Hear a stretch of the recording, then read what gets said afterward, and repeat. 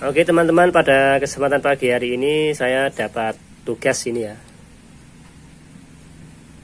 Tugas yaitu di mana itu ada motor smash warna hitam. Smash warna hitam ini milik teman saya ya. Sama-sama rekan di dunia perbengkelan. Akan tetapi untuk teman saya itu khusus menangani di bagian shockbreaker ya. Jadi ceritanya gini ya. Jadi gini ya teman-teman ya. Nah, ini teman saya itu kan kemarin itu mengeluh ya. Kalau motor smashnya itu mengalami masalah. Kalau tenaganya itu kurang responsif gitu ya. Istilahnya coro Jawa ini kurang galak. Tarikane alot begitu. Nah, dia terus berinisiatif bongkar sendiri, yaitu di bagian mangkoknya itu dia bilang katanya rusak atau sudah termakan cukup dalam seperti itu ya.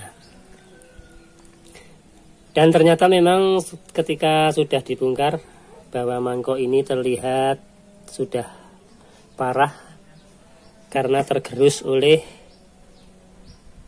kampas gandanya ini ya. Nah, jadi dalam upaya untuk mengembalikan performa mesin atau tenaga mesinnya itu, dia dapat informasi katanya disuruh untuk ditambahi daging ya di bagian mangkoknya ini. Dengan cara ini dikasih shock ya, di shock begitu ya. Dan ini sudah selesai di shock. Nah, ini lumayan cukup rapi ini. Dan ini penggarapan untuk mangkok ganda ini di daerah Jogja ya. Tepatnya saya tidak tahu. Pokoknya dia bilang di daerah Jogja seperti itu ya. Begitu. Dan dia itu mengeluh teman-teman ya. Nah, ini kan bagian one way di dalam ini sudah dilepas ya. Ketika digarap dilepas, diprotoli seperti itu ya. Nah, ini barangnya. Dan saya itu disuruh untuk merakit one way-nya ini sekalian nanti pasang sekalian sampai selesai jadi seperti itu ya. Seperti itu. Dia kebingungan cara masangnya one way dan gotri-nya itu seperti apa, gimana caranya tidak tahu. Seperti itu ya. Akan tapi ini sayang ketika saya mau akan saya pasang, ternyata ring yang di dalam ini tidak ada ya, hilang. Seharusnya kan di dalam ini ada ring bantalan ya, supaya ini tidak terkancing atau tidak macet ketika mur penguncinya dikencangkan. Nah, ini kalau tidak ada ring, nanti ketika murnya dikencangkan dia tidak akan berputar, tidak bisa berputar ya. Karena one way ini fungsinya untuk menyearahkan putaran ini mangkok ya. Seharusnya kan bolak-baliknya harus tidak mutar semua. Ketika balik mutar ke belakang dia jalan, untuk putaran kedepannya dia terkunci ya. Itu fungsi one way seperti itu ya. Jadi kita belum bisa untuk merakitnya, nunggu ringnya dapat ya. Tadi sudah saya hubungi kalau ringnya ini hilang, dan sudah saya suruh untuk mencarikannya.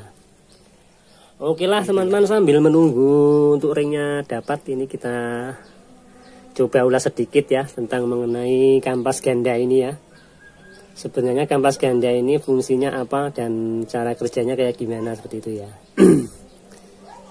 Di sini sering ada yang menyebut adalah kopling sekunder atau kopling sentrifugal atau kopling otomatis seperti itu ya.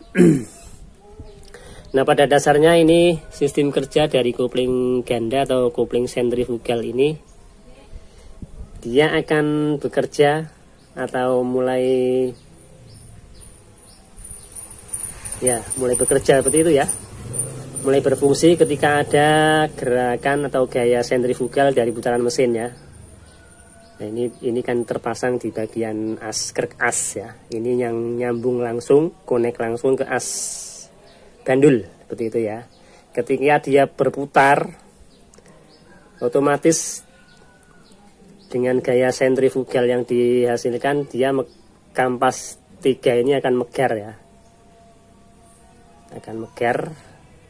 Ketika mencapai RPM tertentu, dia akan mulai megar, dan seiring dengan megarnya kampas ini, dia akan mencengkeram di bagian sini teman-teman. Nah, ini kampas gandanya kan seperti ini ya. Dan ini fungsi kampas fungsi dari mangkokan ini yaitu untuk menghubungkan tenaga ke ini, ke rumah kopling primer melalui gigi primer dan sekunder ya. Nanti kan di sini ada gigi penyambung yang ketemu sama gigi ini ya. Jadi seperti itu. Jadi ketika motor dalam keadaan langsam, ini kampas tetap muter terus ya, seiring dengan mesin nyala ini muter terus. Tapi ketika mencapai RPM tertentu, dia akan megar dan menggigit bagian ini. Dan ini yang semula dalam keadaan stasioner atau langsam, dia ini akan diam. Dan ketika mendapat cengkraman atau gigitan dari kampas gandanya ini, dia akan ikut berputar. Nah, seperti ini ya. Berputar. Semakin cepat mesin berputar, maka kampas di dalam ini akan semakin kuat menggigit bagian dalam ini. Seperti itu ya. Dan ini ketika dia ikut berputar, dia akan menyalurkan tenaga lewat gigi ini ya. Ini kan di sini nanti ada gigi ya, giginya. Dia akan menyalurkan tenaga melalui gigi sekunder dan primer ini. Dan ini otomatis akan ikut berputar juga.